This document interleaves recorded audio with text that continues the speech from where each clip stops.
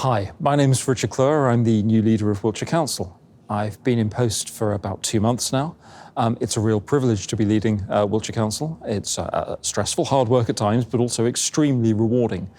And one of the things that makes it perhaps most rewarding are some of the issues that we've been discussing in Cabinet and the decisions that we've just made. One of the presentations that we've had was on an update on our progress regarding the Council's action on climate change.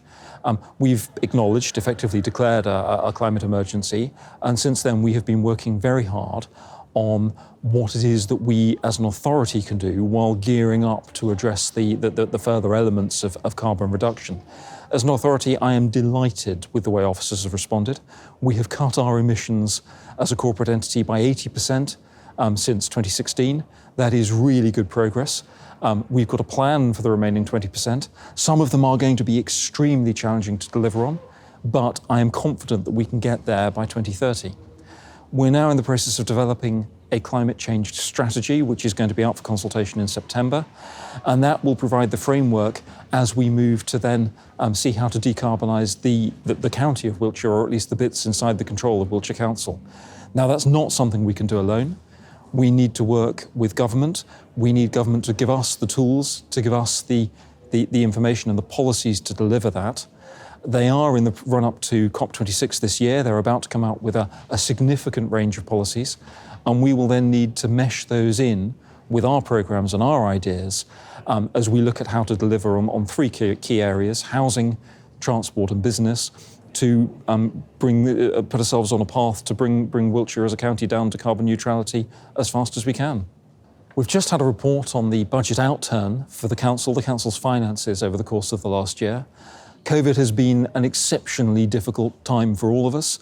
We've had to do things we never expected to do, and it's placed our finances under a huge strain. I'm standing here in County Hall right now. I can see maybe 6 or 7 people around me instead of the hundreds that would normally be here. It's significantly changed the way we work, but we've been really lucky that government have stepped up to provide the funding that we and every authority in the country need to make sure that we're coming out of COVID on a stable, level financial footing.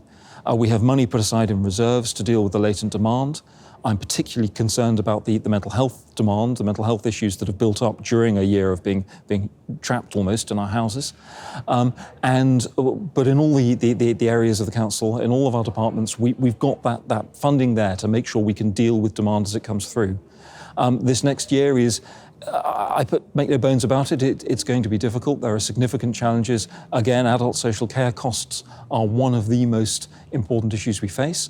And when you look at the inflation that we're seeing there and the changes that have occurred to that market because of COVID, there are going to be some significant decisions to be made in the year ahead, but we are going into it on a very stable footing. We've also had a report on an issue that is very close to my heart, the Council House Build programme. This is a programme that I started, 8 years ago now. And we have been since then looking at and actually building council houses across the county. We've got 172 delivered so far, all over, both rural and urban settings.